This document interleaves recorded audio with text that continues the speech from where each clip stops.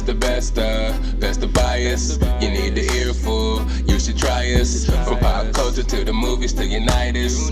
It's the best of bias. Your best of bias. Yeah, it's the best of bias.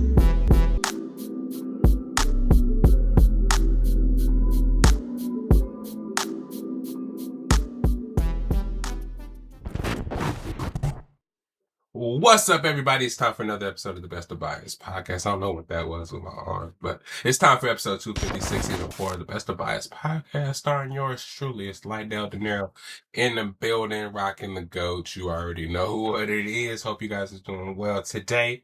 It's time for the Best of Bias podcast. Yeah, I got a lot of stuff to talk about with you today. Hope you guys are ready for some fun sports loaded episode. I'm trying to keep it weekly for y'all. Try to get on time. Last week I was a little late with the news and the predictions and stuff, so I'm trying to get it to you this week on time. So hopefully when you're listening to this before, well, maybe not before the game because it's probably Friday. So I'm going to talk as if you already seen the football game when I give my predictions for Thursday, and I think we should be good. You know what I'm saying? I think we should be good. So it's the Best of Bias, and I hope you guys are ready for some shit. But firstly, hope everybody's doing good today. Hope everybody's mental health is doing okay. I know there's some crazy stuff going on in the world today. The shooting, excuse me, I forgot the fella's name. I'm sorry.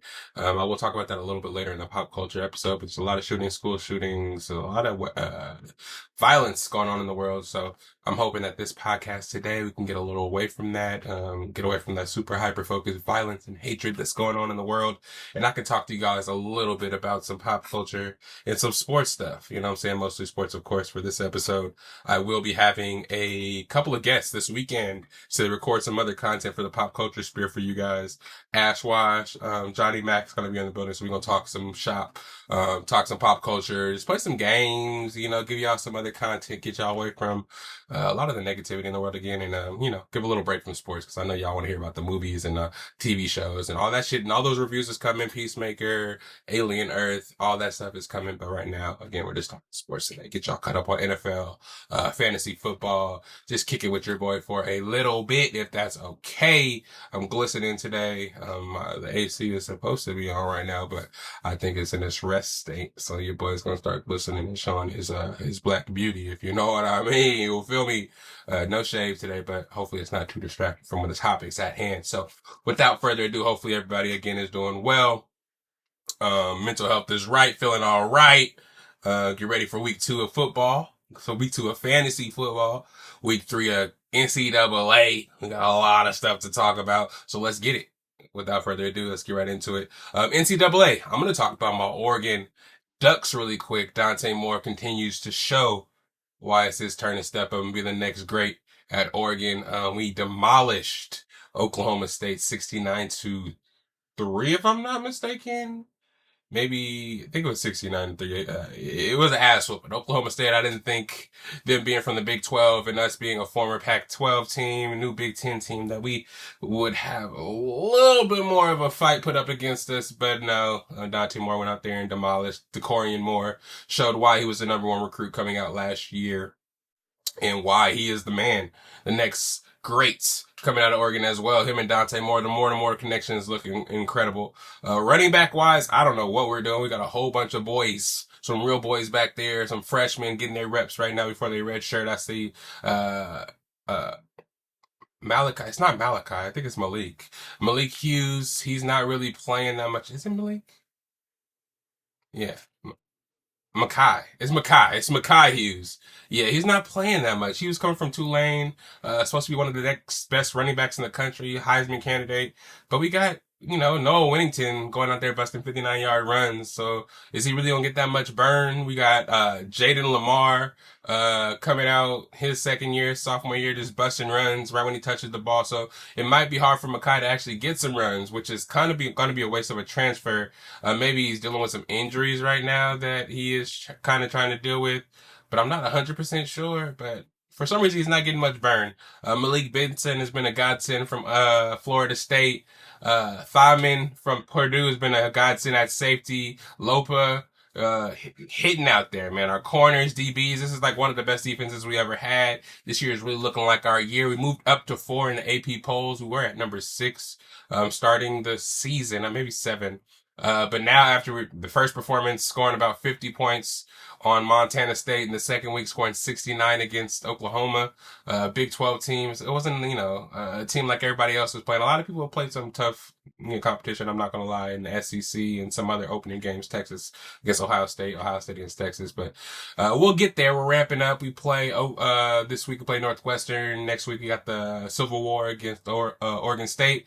And then we got the game that matters a lot, number 2 Penn State. We're going to Penn State to dethrone one of the stalwarts in the Big Ten and try to go back to back in the Big Ten and win that title. But I believe this year, man, you're going to hear me talking a lot every week about the Ducks all the way up to the playoffs. You know what happened last year, undefeated all the way to the playoffs, beating Ohio State at home.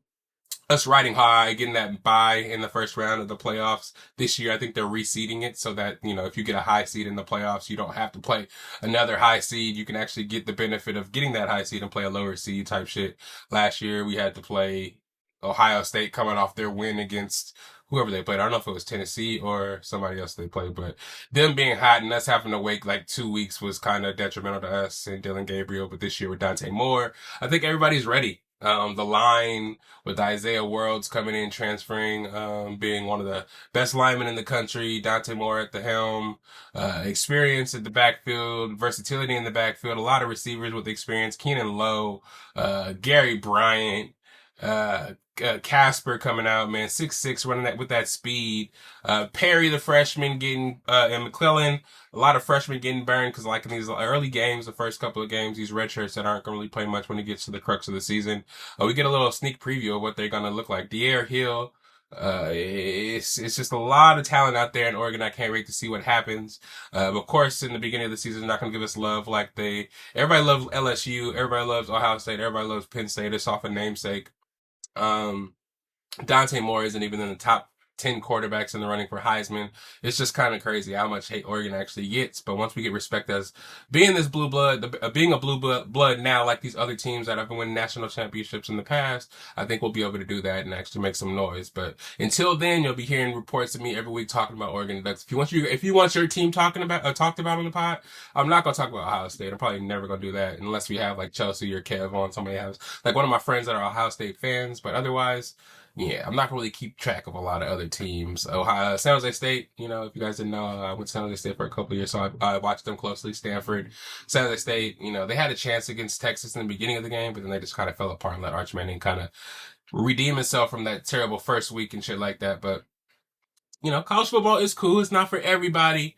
But, when you have the pride of following a school for a long time, I didn't go to Oregon. If you guys didn't know, I'm a big fan. I went to Chico State. I graduated from there. Went to San Jose State for a couple of years. So, San Jose State had a football team. Chico State didn't. And I was up north. So, not hella up north, but, I I was out there in the, close to the area where a lot of Oregon fans are, and there's a lot of Oregon fans all over the world. So I kind of gravitated towards that, and that's where I've been for a long time now. If you guys know the pod, you guys already know how I'm rocking. You know what I'm saying? I ain't new to this. I'm true to this, but that's the whole origin story. If you guys cared at all, but college, you will be hearing a lot about that. If you guys want to play NCAA, the football game, we got dynasties and stuff going on there. Hit your boy lydell Dinero because we are still on that road to 50 followers, so I can get, it's been a little bit since I streamed, so I might do that tonight. So after the pod, if you're online, holla at your boy, or if you're just looking for somebody to watch play games, Marvel Rivals, the new 2K, I'm grinding already, Madden, NCAA,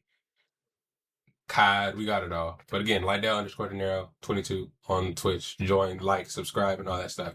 We be playing games. But football, man, last week 1's in the books. Hope everybody's teams did well.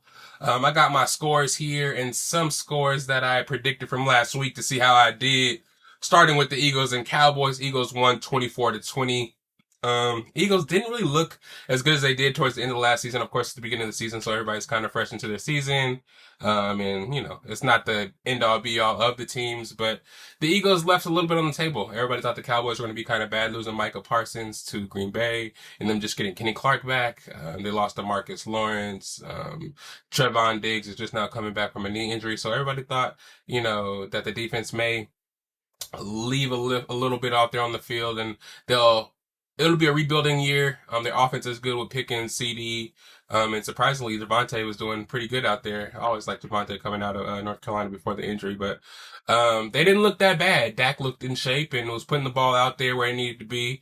There was some drops by CD, and some silly penalties by George Pickens that kept them from actually coming through and actually winning the game. So it's surprising to me. Devontae Smith and AJ Brown weren't really involved in the game, and the whole stereotype of Jalen Hurts, where he doesn't really throw the ball, he just kind of wins the game with Saquon Barkley back there and running himself. He did a lot of running around back there. I mean, it seems like they could have used Michael Parsons to contain Jalen Hurts when he was running around in the pocket, getting first downs and sealing the game after the Cowboys couldn't make that comeback. But I mean, there is kind of hope for the Cowboys. There are some really bad teams out there that they could get some wins against. You know, it's not all gloom and doom for the Cowboys after what we saw in week one. And again, me personally, as a Buccaneers fan, we beat the Eagles last couple times we played them. Though last time, not the playoffs, but the time we played them last, I think AJ Brown was hurt or Devontae Smith, one of them was hurt. So it was not, all their weapons weren't there, but they had Saquon, they had Jalen Hurts, and we, put it to them, man. I don't know. I just feel like they're not the scariest team out there in NFC, and I feel like once I talk about the Buccaneers, I'll talk about a little bit more about why I feel like we can get down with anybody pretty much. But let me see, I did predict the Eagles to win. The Eagles did win, but they didn't cover. The Eagles won. Las Vegas versus the Patriots. The Patriots were a lot worse than I thought they were going to be. I thought they were actually going to come out and actually do something with Drake May, Stephon Diggs, Travion Henderson, but it looks like they're still pretty bad. The Raiders beat up on them a lot. Geno Smith, I think, went off for 300 yards. Brock Bowers did get dinged up, but the team looked good. The Raiders got a victory. They won their first game out there in New England. They did win. And I did pick them to win, actually. Pittsburgh beat the Jets 34 to 32. The game was a little closer than I thought it was going to be. I did predict the Pittsburgh Steelers were going to win. I thought with the addition of Aaron Rodgers, it would be a little bit more than the Jets could do with Justin Fields. I know the Jets got a defense. So did the Pittsburgh Steelers, but I think Aaron Rodgers was able to get them over the top. Though he can't move that much, kind of like Tom Brady in his twilight. But he is able to throw that rock. And he threw 4 touchdown passes to outplay Justin Fields, who actually also looked really surprising, able to run out there and put some points on the board for the New York Jets. So I got that one right as well. Tampa Bay versus Atlanta, man. This game, really close to my heart. You guys already know how I rock about Tampa. This year, there's a lot out there being talked about us, how good our offense was going to be. But with the injuries to Jalen McMillan and Chris Godwin not being ready yet, and Tristan Wirfs actually not being there yet, we wanted to see how the offense was actually going to look out there. It looked good. Our line did get shifted around due to Tristan Wirfs' injury. Our center, Connor Barth, got moved over to left tackle, and we moved one of our backups to center. So it was left a little bit out there on the field as well. Bucky Irvin wasn't able to get off like he usually is. Wasn't able to find as many running lanes. But luckily, Mike Evans was still able to be out there, catch passes, get open.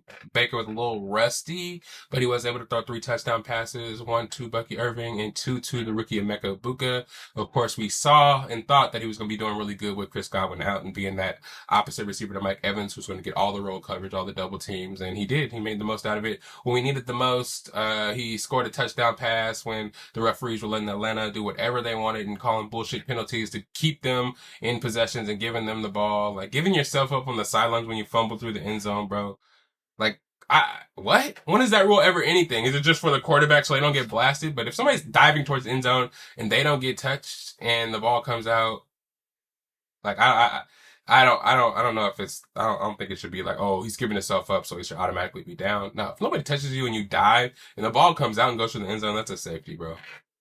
But anyways, they did all they can to try to help them win, but I knew deep down, because last year Younghoe, who was missing a lot of field goals towards the end of the season, when the Falcons were racing with us to try to make the playoffs, so I kind of felt it in my bones when it was 23-20, and Younghoe, who tried to make that field goal to kick it and go into overtime, that he was going to miss. Even if it was in the zone, his dome at home, where there's no wind, no weather conditions, I still felt like he was going to miss, because that was kind of become Younghoe's MO. He was dope out there in Atlanta, Asian kicker in Atlanta, holding it down, booting that shit from hella far, but these kickers' legs are falling off. We saw that in Jake Moody, man. The 49ers let him go. But yeah, man, Buccaneers win 1-0 in the division, 1-0 in the season.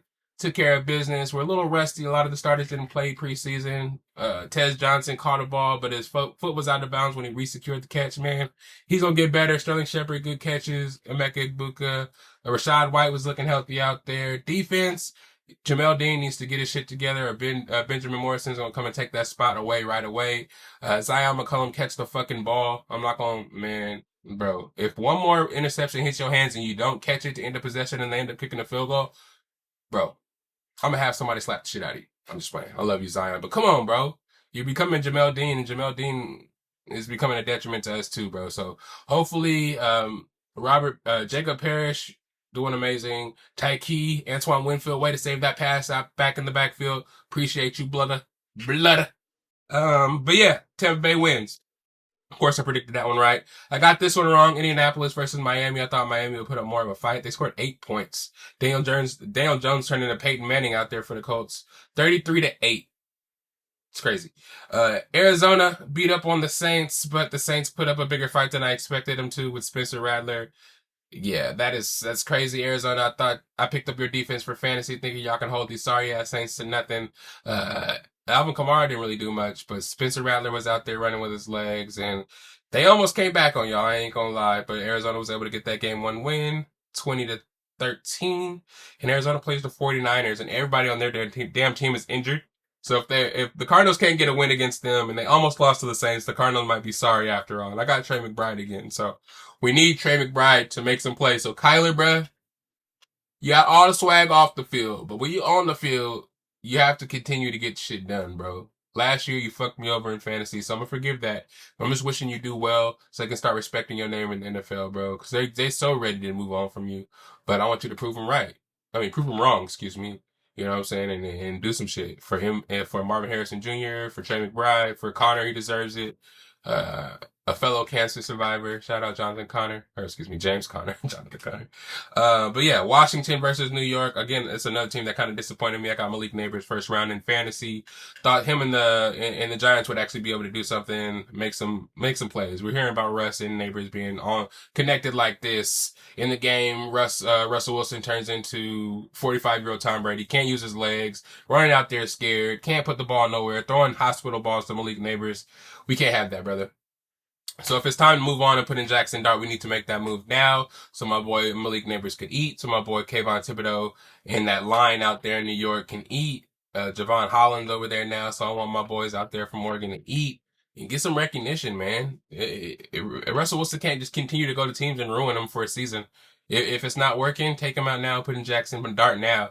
He got the swag. He has the team behind him, I feel like, and I think they're ready for it, and I think the organization should be. I don't know if they're waiting for the games to get a little bit easier for him and not throw him into the fire against some hard-ass teams, but yeah, I think it's time. Again, Washington won 21-6. Cincinnati beat the Browns, but barely. Again, Cincinnati is starting slow, not able to score. It could because, the Browns have a great defense and they're blowing up Joe Burrow and destroying that offensive line of the Cincinnati Bengals.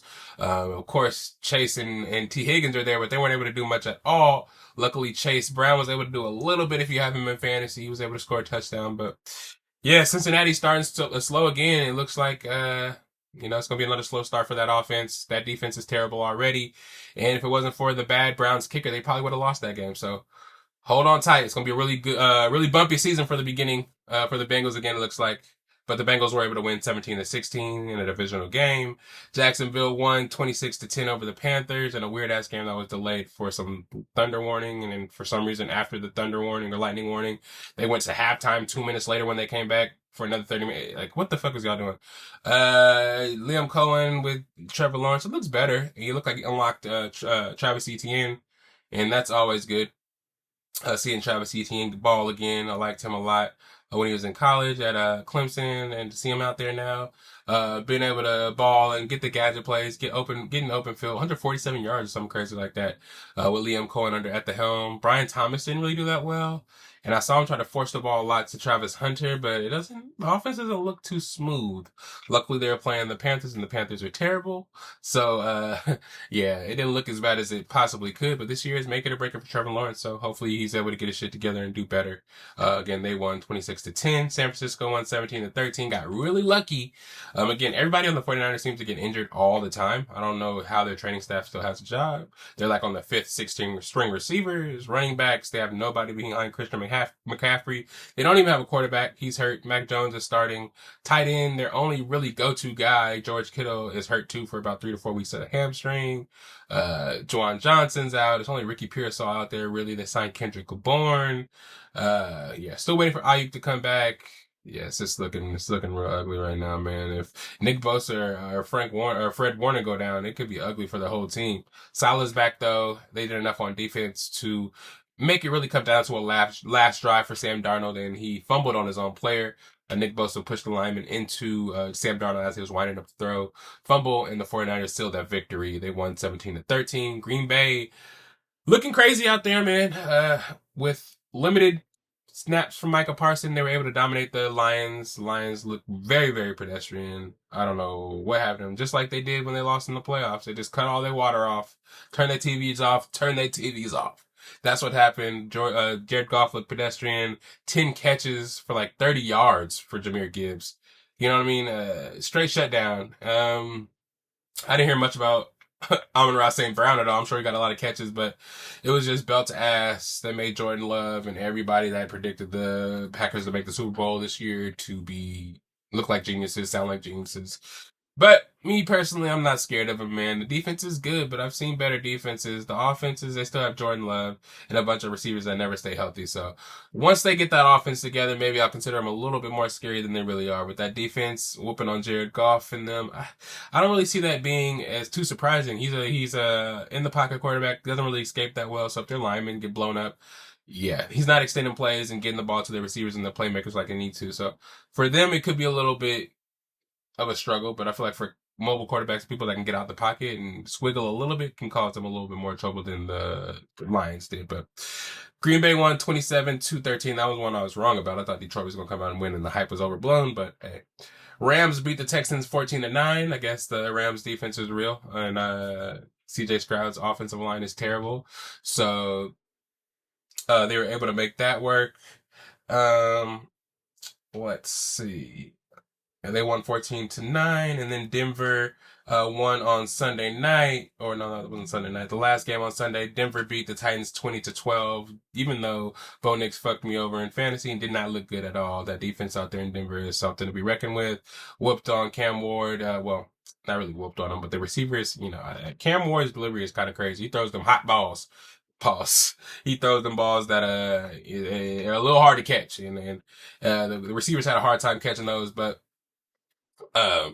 ultimately, Cam Ward wasn't playing that bad, and luckily, the defense held the Titans down long enough for the clock to run out and Bo Nix and company to kind of just get on the back of J.K. Dobbins, and J.K. Dobbins was able to run the clock out and help them win. Sunday night was one of the best games that we've seen in a long time. Josh Allen and what's my guy's name? Lamar Jackson going at it. Firstly, the game we thought it was a blowout. It was going to be a blowout. Derrick Henry, 18 carries for 167 yards, 2 touchdowns. Lamar Jackson be able to run, scramble, do whatever he wants, and not worry about shit. Just scramble around, get 40 yards at will, be in field goal range at will, making it easy for the Ravens to put up points at any time, even if the defense gave up points. But towards the end of the game, one bad drive, Derrick Henry fumbled the ball. It gave, I think, the Bills at home was able to score 15 points in 4 minutes to eventually take the lead and win and beat the Ravens. This has become a steady theme with the Ravens. Take a big lead and they either take their foot off the gas or make some mistakes to where the other team is able to get their footing and come back and beat them towards the end. We saw that in the season opener against the Chiefs. I don't know if they were winning against the Chiefs, but the toe, Isaiah Likely's toe, wasn't enough, and they weren't able to pull it out in the win at the end. So yeah, man, we want to see more from Lamar Jackson. It's not really always Lamar Jackson's fault, or hardly ever, but it's the quarterback that's going to get the most responsibility when you succeed or when you don't succeed, and the most blame when you don't succeed, and the most adulation when you do so. all in all, it's going to get blamed on him. So until he actually was able to finish, this year we were looking for him to do so. But this first game just looks like it's more of the same. But the Bills won 41-40 in a barn burner. Josh Allen has showed, you know, even with the receiver core and running backs that may not be the best in the world, he's able to get it done. And I think that's a really big and high quality coming from Josh Allen, coming out of Wyoming. You know what I mean? Like, nobody really expected this, and for him to be where he is now is kind of crazy. Monday night, Bears versus the Vikings. We saw two young quarterbacks go at it. Caleb Williams in his second year, new offensive coordinator Ben Johnson. And then we had JJ McCarthy in his first year out there in Minnesota after them going 14-2 and replacing Sam Darnold, and thinking JJ McCarthy can come in seamlessly and just take over and just do the same thing they did last year. Caleb still looks like he needs work. That Ben Johnson offense may be a little more complicated than he expected. It's just a lot of stuff he tried to do in college. He still tries to do in the NFL as far as the off-platform throws, him running around and throwing off balance.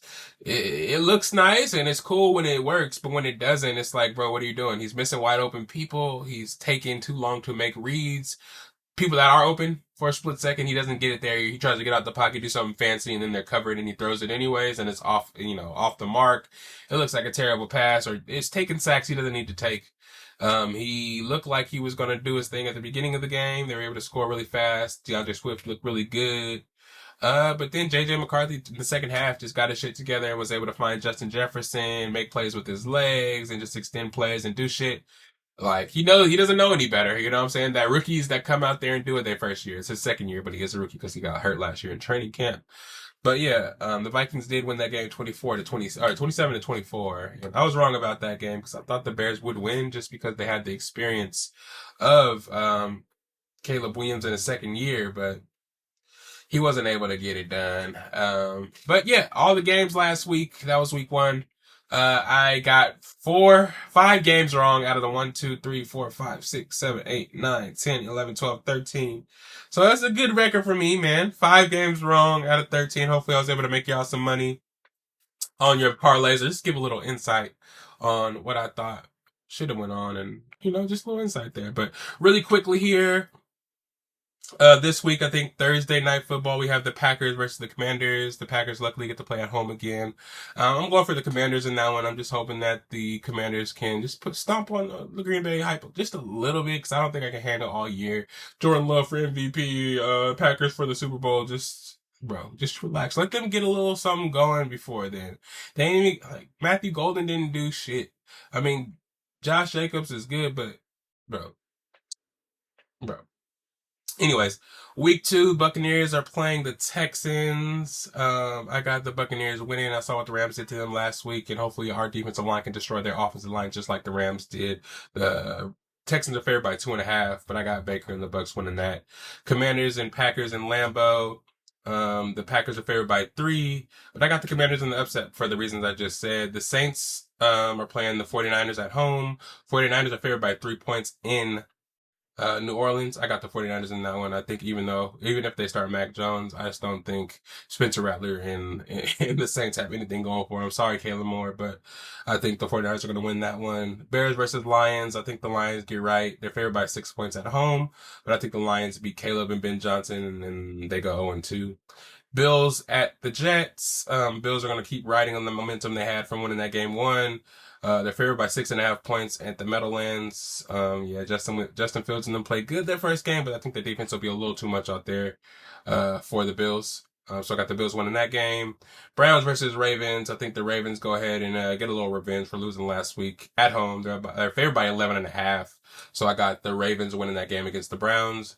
Giants versus the Cowboys. If Russell Wilson starts and doesn't do a little bit of something against the the Cowboys and Dak Prescott, it's time to take him out, at least for Jameis Winston, if you want to wait till the schedule gets a little lighter to put in Jackson Dart. But you have to make a change, because if Neighbors goes out there and shit looks like it was last week, and the Giants the Cowboys get back in the national good graces by, they blew out the Giants after they look ass. Yeah, come on now. We need that defensive line to do a little something this week. Cowboys are favored by 5.5 points. I got the Cowboys though. Jaguars versus the Bengals. Bengals at home, favored by 3.5. I think they get a little bit more on a roll this week. Jamar Chase and T. Higgins and everybody out there does a little bit more. Joe Burrow shows that this year they're not going to start slow like last year. I got Joe Burrow and the Bengals winning. They're favored by 3.5 at home. I got them winning at home. Patriots and Dolphins. Dolphins are favored by only a half a point. No respect for them at all after losing 33-8 to the Colts. Patriots got dogged too, but it looks like the Patriots aren't going to be good. So I think the Dolphins get right and kind of save Mike McDaniels for another week by winning against the Patriots at home. Rams are playing the Titans. Titans are playing a tough defense at home against the Rams. Rams favored by 5.5. I got the Rams. Seattle versus the Steelers. Again, I don't really believe in Sam Darnold. Pittsburgh is at home. That defense is real with Jalen Ramsey and company. I got the Steelers winning. They're favored by 3, but I got the Ravens, the Steelers winning and covering. Broncos at Colts. Last year we saw the Colts do a little something against the Miami Dolphins, but I think the Broncos defense will do enough. I think a bounce back from Bo Nix is in order. Sutton's going to get off, and we'll see that backfield, J.K. Dobbins, R.J. Harvey do their things, and actually just keep the Colts at bay. I got the Broncos winning. Panthers at Cardinals. I got the Cardinals winning this one. They're favored by 6.5 at home. Panthers again. They're not good. 1 and 2. I'm never going to pick any of these other NFC South teams. So that's some bias of mine that's going to keep coming through every week. Eagles and Chiefs. Eagles are in Kansas City. I got the Chiefs winning this game. They're not going to go on 2. They lost the last 2 games. They played to the Eagles. Yeah, I don't know. I don't know. I think the Eagles are going to lose. They're riding high right now. Again, they didn't win the prettiest last week. So I think this week, the Chiefs come in and beat them, get that revenge. Falcons, versus the Vikings. Vikings by 3.5. Don't ask why, you know why. And then we have the Raiders on Monday night. The Buccaneers are playing Monday night as well. At 4 o'clock, there's 2 Monday night games, and the Chargers are playing in Las Vegas. I got the Chargers winning because what we saw last week against the Chiefs, the Raiders already won a game, so they're riding high. They'll be okay with losing. But the Chargers are riding high. Justin Herbert is on a mission this year, and I think he has something to prove, so I got the Chargers. So again, I got the Buccaneers over the Texans. I got the Commanders over the Packers.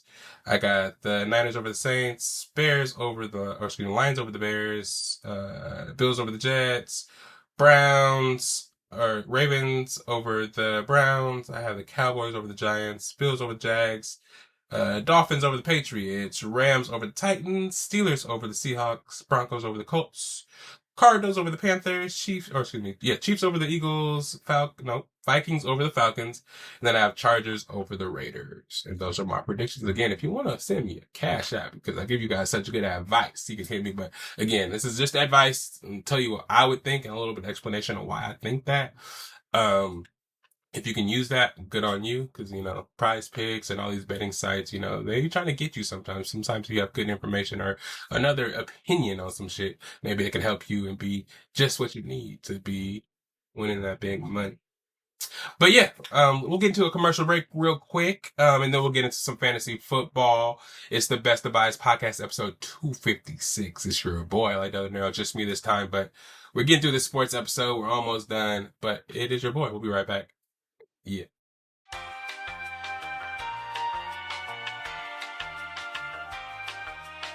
And we back. Welcome back, everybody. Sorry, I took a little break there. I got a little hot in here to turn on a fan, bro. Stop that glistening, you feel me? And I take the glasses off so you can see where I'm moving about right here. You know what I'm saying? But let's get back into it, man. Fantasy football week 1 is in the books as well. NFL is done, so fantasy football week 1 is done as well. I wish I could be a little more hyped up about fantasy football this week, but second year in a row, primetime Pope, you did me in. Surprisingly enough, last time, week 1, Derrick Henry scored like 3 touchdowns against me, and I played against Derrick Henry, and I had no chance week 1. This week was a little bit worse. Bo Nix having 2 interceptions and a fumble, along with Omari and Hampton not getting any yards against Kansas City's rush defense. Travis Hunter in this game delay. Then he comes back and barely gets any touches, and it with only 9 points. Everybody else did decent. Trey McBride, we're starting on this non-touchdown hype again. I'm not really liking that. And Malik Neighbors, they're going to force him the ball no matter what. But the balls that he was getting, Russell Wilson, what the fuck was that, bro? There's a play where he literally just threw the ball straight up in the air, and this Malik Neighbors had to out jump everybody. And there's no yak at all. He wouldn't even shake the coach's hand. It was bad, man. The person I played had Bijan Robinson and fucking Drake London on the same team playing against me, and he still won. First 50-yard reception from Bijan Robinson got him damn near 20 points in the fucking first 5 minutes. Ended with like 20 something, and then James Cook at the end had like 20 something points. Packers defense wanted to play outstanding and get no points scored against them, so they ended with 11 points with Harrison Butker. It's like, fuck, come on. The most mediocre game, and nobody on my team wants to perform at all, bro. Bucky Irvin only had 11 points. I picked the super squad, and it's just showing that week one, these players did come out rusty and they missed preseason. A lot of the star players, and it's really showing. I lost 123 to 95. Like, 95 points. I need to score. Like, what the, Bo Nix, man? I love you, Oregon boy, but if you give me another week, I'm having what is it? PSTD? PTSD? PTSD, regarding last year's season when Kyler Murray did the same shit to me in the middle of the season. And for you to do that at the beginning, game one, and make me look like a clown, 10 points, my brother. Yeah, I got waxed. I lost 123 to 95. Jordan Love Island, who is Yancey, beats Cam's Catering, who is Kevin, 129 to 95. Shenanigans beats Hot Boys. Deshaun beats John, 117 and 87. Josh Darnett, who is Jason, beats. No, did he win? Oh, let me check that. I think it says 122 to 119, but I'm not believing that score. Let me check that out real quick. Let me check that out to verify that. Let me see. Week one. Sorry, y'all. I had to check this or it's going to hurt my soul. Yeah, Josh Darnett did win. 122 to 119. Dang, I didn't even notice. I didn't even know. Yeah, Josh Allen. Yeah. Yeah, I think he picked his starting couple picks. I think he had Jamar Chase, Josh Allen, and then Brock Bowers. Or Brock Bowers and then Josh Allen. One of those. Because he had the turn after the second round. And that paid off for him. Chase didn't do anything, but Josh Allen and Brock Bowers. But Josh Allen, for real, he got like 45 points. Helped him come through for sure. That's going to be a good selection all season. We have Jet 2 Holiday. Damon beat CD's Nuts, which is Sean G. 108 to 103, and then Sean's championship team lost to our last year's champion, Armpit, which is Derek, 119 to 86. A lot of stuff going on, man, and the waiver wire is really dry right now. Me personally, I'm really hoping something starts picking up on the waiver wire, but it's looking bone dry in this league, so I'm just rocking what I got. I think my bench right now is full of rookies, which I've never done before. Caleb Johnson, Travis Hunter, Tyler Warren, Jackson Dart, Tez Johnson. Like, my bench is full of rookies right now. But my starting guys are veterans that should be getting it done. I'm hoping to make a comeback. I'm in 10th place right now, which is not looking good for all the shit I was popping at the beginning of the season. Standings go as follows. Yancey's in first, 1-0. Primetime Pope Kenny's in second place at 1-0. Josh Darnett's in third place. Fourth place, we got Armpit. Fifth place, we got Shenanigans. Sixth place, we got Jet 2 Holiday. And that's where the 1-0's in. Seventh place, we got K-Swag at 0-1. CD's Nuts, that's Sean. We got 0-1, Sean G. Cam's Catering, which is Kev. We got him in 9th place at 0-1. Me, I'm in 10th place at 0-1. Hot Boys. 11th, John, 0-1. And then Sean's championship team with 86 points, bringing in the 12th place. Will be first in waiver wires. He probably already got first in waiver wires. But yeah, man, we started off slow. The seasons aren't won in 1 week or week one. I'm really hopeful about my team. I know week one was an aberration. I know Bo Nix is gonna get it together. Him and Sutton, that stack is gonna be amazing. Omari and Hampton against the Raiders is gonna do really good, redeem himself. So if you have Omari and Hampton on your team, and you're one of those guys who is Omari and Hampton, truth, you're all the hype you heard in the offseason, you drafted him in the third round, second round. He'll get better, I promise. I know that, again, it's week one. Slater got hurt, so they're just now adjusting to not having him after paying him a boatload of money. And one of the best rushing defenses in the league, Kansas City. So Omari and Hampton to the moon. Again, once we get Tristan Wirfs back, Bucky Irvin's going to be perfectly fine. All those scared about Mike Evans, he didn't have a bad game. I think we just put the ball where it needed to be. But in games where we have lesser defenses and where we can just have fun and sling it, once we get Chris Godwin back, Ibuka and Mike Evans, will see a big uptick in his receptions because they can't double team him all the time. So don't be scared about that. Cade Otton, if you have him, I don't know what's going to happen with him. Watch out for him. Trey McBride, Brock Bowers, I know he hurt his knee, but he said he's fine. He should be playing, but monitor that. Trey McBride, bro, I need you, man. You can take that step and become the best tight end in the league. Everybody thinks you're that. We see some touchdowns from you to solidify that thinking.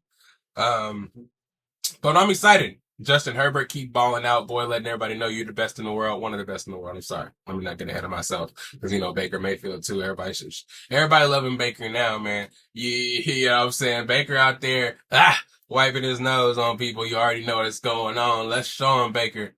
Wave them flags as the Buccaneers come in. Hey, if we get to Levi, bro, you're not going to hear the end of it. We're going to be on site at Levi.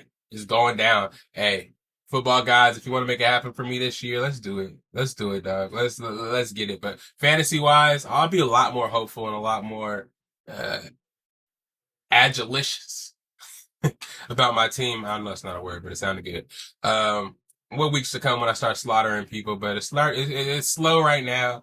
But I'll put together a vicious squad. And again, a lot of fantasy talk will be coming this season, a lot of NFL talk. I want to really lean on giving my advice and becoming one of those guys, man. I'm not the biggest analytical guy. I haven't crunched the numbers and stuff like that, like all the fantasy football gurus and videos and guys that you watch probably right now. But I do watch those guys, and I can put it into a little bit more simple terms, if you will, to help you guys kind of digest the information and not have to sit through hours and hours of number crunching and giving all this evidence. I'll decipher that for y'all and let y'all know what I'm thinking. Maybe ask some questions. Maybe I'll go live before some games and maybe we can pop off some questions and, any kind of content, man. Cause this time of the year, I'm all about the sports, the football, basketball. I know baseball right now. I've been really quiet about it. The Braves have been terrible to say the least. Everybody's hurt. Fucking yeah, manager might step down. I don't know. A lot of shit's going on, but basketball, football is going on. WNBA Playoffs about to start on Sunday, so a lot of sports still in rotation right now. Sports Equinox on the way. I want to talk a little bit more about hockey this year. Maybe get Chelsea on here to talk about hockey, but yes, fantasy football is what we're talking about now. We got not get too off track, but this stuff I can talk about all day, and I do research all day. I listen to pods all day. If you need some advice, hit me up. If you want to be on the pod to talk fantasy football, I'm trying to get the people in the league to be on here all the time. Hopefully they listen to this. So listen to this 1 week. I know Damo will be listening sometimes, but if you're one of the other members and you listening, man, stop being scared so the listeners know how scary you really be, because I be talking about y'all all the time. Y'all probably never know because y'all never be supporting your boy. Y'all just try to take my money and dip, try to win this money. That's all y'all care about, man. Care about the community, care about the league a little bit, you feel me? People want to talk to y'all. People want to hear y'all expertise too.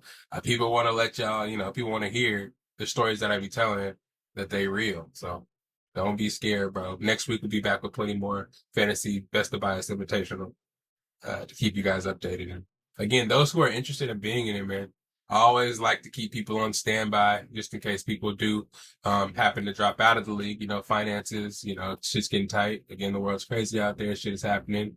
Rainy days happen. So sometimes they do need to back out. But if you do want to be in the league and you've been seeing these and you've been hearing about the draft parties and hear about the draft and stuff, and maybe you weren't into football before, fantasy football, and now you're getting into it and you think you're ready to rumble with the champs, I'm saying? Holla at me. You could be in here. And maybe you'll be brave enough to hop on the pod and talk about it weekly with me too, man. Always looking for people to bring in. Other side sports stories I already talked about. WNBA playoffs starting this Sunday. Unrivaled, man. If you guys don't watch that, check that out. It's during the off season for the WNBA. A little more exciting sometimes, if you ask me.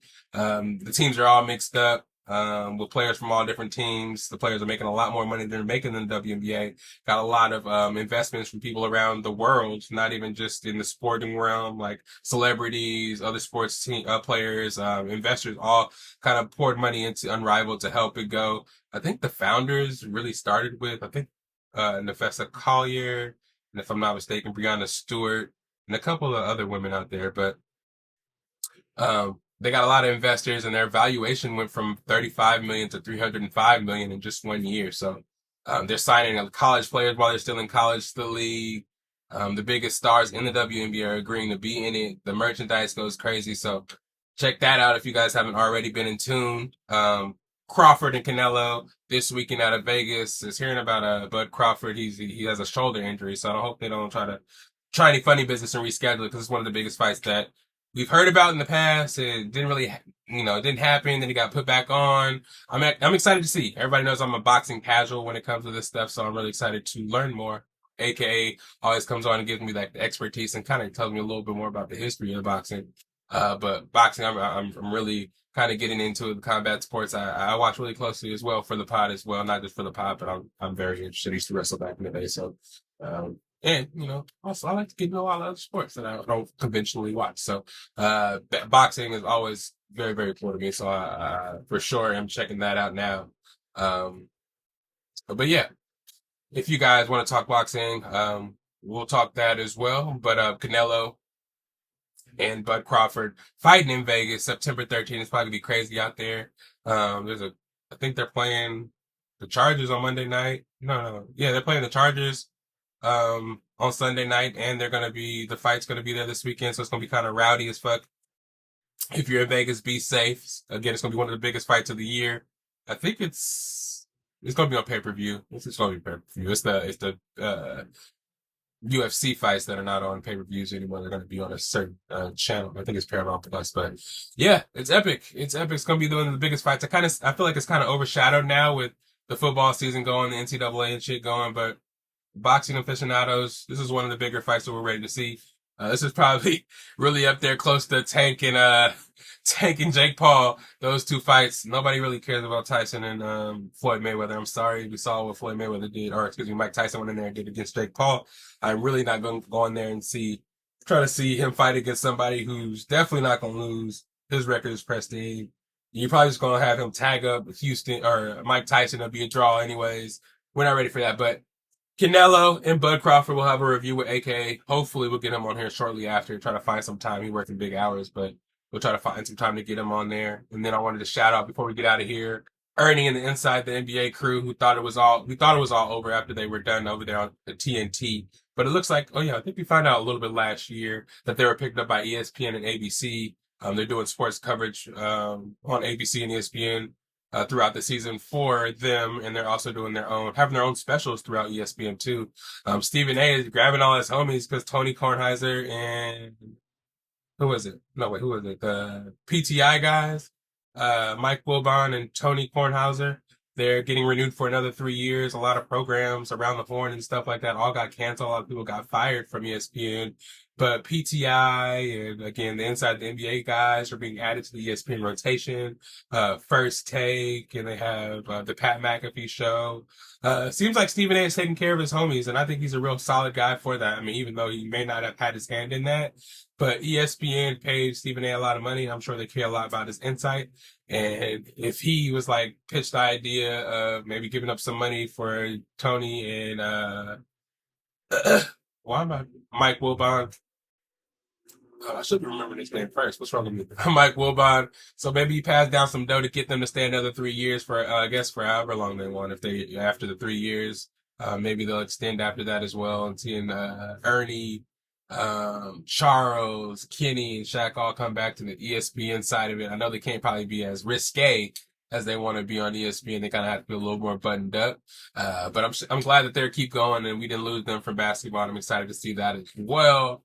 And what else I got? I think that's it. I think I covered everything else. But yeah, pop culture and stuff, I will get you guys really soon because I know you guys have been seeing Peacemaker, Alien, Earth. I know you guys are wondering what I think about it. It's been a lot of sports. Usually I put them all together back to back, like in a long ass episode to tell you about sports and pop culture. But I feel like they run on a little too long that way. So I'm gonna try to split it up. And this weekend I'm getting Johnny Mac and Ash Washington here. We're gonna do a little content for y'all. Have another episode. Maybe talk a little pop culture in there as well. So we'll get y'all fixed in there. You guys do not worry enough. These sports heavy episodes aren't for everybody. Hey, but we'll have something for everybody eventually. I might be starting to do double episodes if I have that work ethic in me. But work is always hella crazy and I'm doing this alone. You know what I'm saying? If somebody wants to be on the pod and help us out, get a little more content, or actually we need some editors, we need social media managers, we need a lot of help over here. Team's always growing, like I like to say, but holla at me on the back end about that. But we're basically at the end of the pod where I like to let them know where you can find me at. It's lydell_Dinero on, or SAC_Dinero on Instagram, Patrick_ Lydell on the Snapchat, Best of Bias everywhere else. Type in Best of Bias. You see Growly the Bear on there. You know you're in the right place. Instagram, Best of Bias. TikTok, Best of Bias. YouTube, Best of Bias. Like, subscribe, share, hit that bell so you don't miss any updates, uploads, anything like that. So you know where to like and come get the best of bias and the best of your bias. Of course, we're talking about sports weekly, pop culture weekly, TV shows, movies. Long Walk is coming out. Got to see that. Shrine's coming out. A lot of shit's coming out this fall that I'm going to check out and definitely be reviewing with y'all. So don't worry. It's not going to only be sports. But it's season 4. We got a lot in store and the bias is coming. Yeah. But yeah. And of course, in the audio version, you can find us anywhere you find your favorite podcasts, Apple Podcasts, Spotify. I don't even know where else they have the audio pods, but you can find me there, I'm sure. If you just search where to find your boy, you can find us there. But without further ado, you have a good weekend. Hope all your picks go right. Hope your team win. Hope you win in fantasy. Hope you stay safe out there. The world's a crazy place. And prayers out there to, all the tragedies happening around the world. I don't want to bring that up at the end of the podcast, but prayers out to everybody. Love y'all. Where that theme song at? It's right there. Season 4. Episode 256 is in the books. All right, there you go. Yeah. It's the best of bias. You need the earful. You should try us. From pop culture to the movies to unite us. It's the best of bias. The best of bias. Yeah. It's the best of bias.